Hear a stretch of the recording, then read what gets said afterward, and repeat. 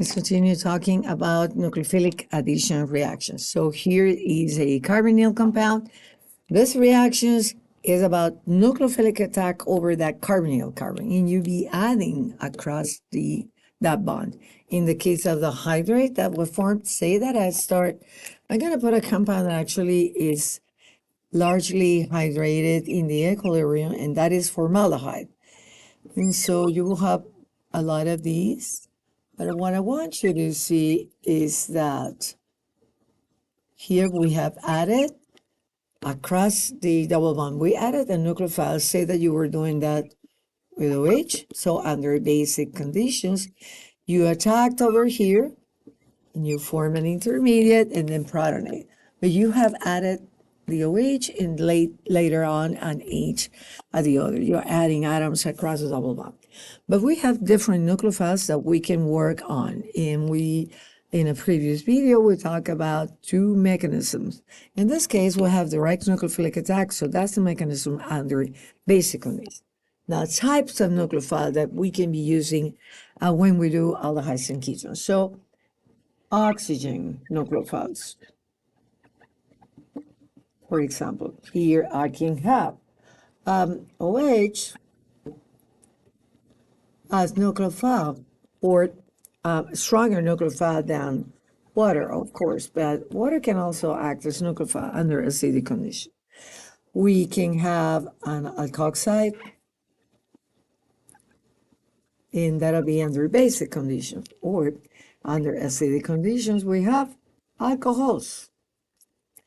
We can also have diols, ethylene glycol. So we have all of these as possible oxygen nucleophiles. Next to, right under in the periodic table, right under oxygen, we have sulfur. So we also have sulfur nucleophiles. Then you have a nucleophile, different types, with negative charge or not, just a lone pair, attacking over here. All right, so what is with sulfur? So similar nucleophiles we could have. This is the conjugate base of the hydrogen sulfide or dihydrogen sulfide. Very similar. We can also have, this is the conjugate base of a thiol, and thiols as well as nucleophiles. The nucleophilic, remember, we have lone pairs against right under oxygen, same number of valence electrons. And we'll also have dithiols. So we will have SH, SH. So these are examples of nucleophile with sulfur. Then we also have nucleophiles, amines nucleophiles. So nucleophiles that have nitrogen.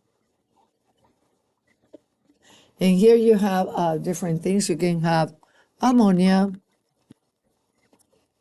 You can have primary amines. One of the H's was replaced by an R group. You can have secondary amines. So we're going to be studying all of that. We're going to do examples of all these reactions. And the strongest nucleophiles are going to be hydrogen nucleophiles. So say hydrides really. So in here we will do lithium aluminum hydride and sodium boron hydride. Remember that these are sources of hydrides. Let's do the structure of lithium aluminum hydride. Here is 4 H's. You will have a formal negative, and lithium is a counter ion. The structure of sodium boron hydride is similar, central atom being boron. So these are source of hydride. And lastly, we have carbon nucleophiles. And here you will have Grignard, and that's very strong, but we also have cyanide, and that it we're also going to be studying a reaction that involves an halide. So in the halide, we will have This is a Wittig reaction. So try 3 phenyl groups. And here you will have at the carbon, we will have a negative here and a positive here. Phosphorus is right under nitrogen in the periodic table.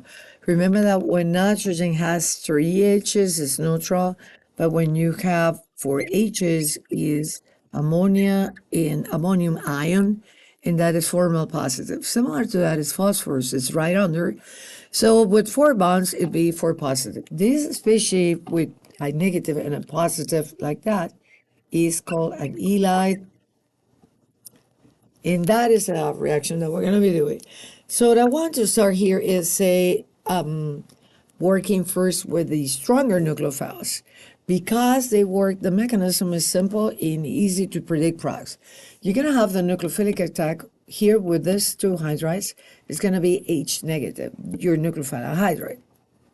And here, essentially, when you do Grignard, you can write this as a carbon negatively charged and that positively charged. That's also negative.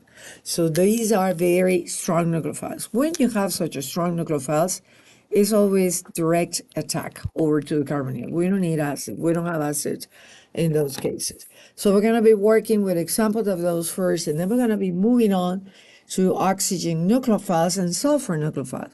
We're going to leave the amines for last because the mechanisms are a little bit more complicated, involve an addition, a nucleophilic addition, and then something else. We're going to do an elimination reaction.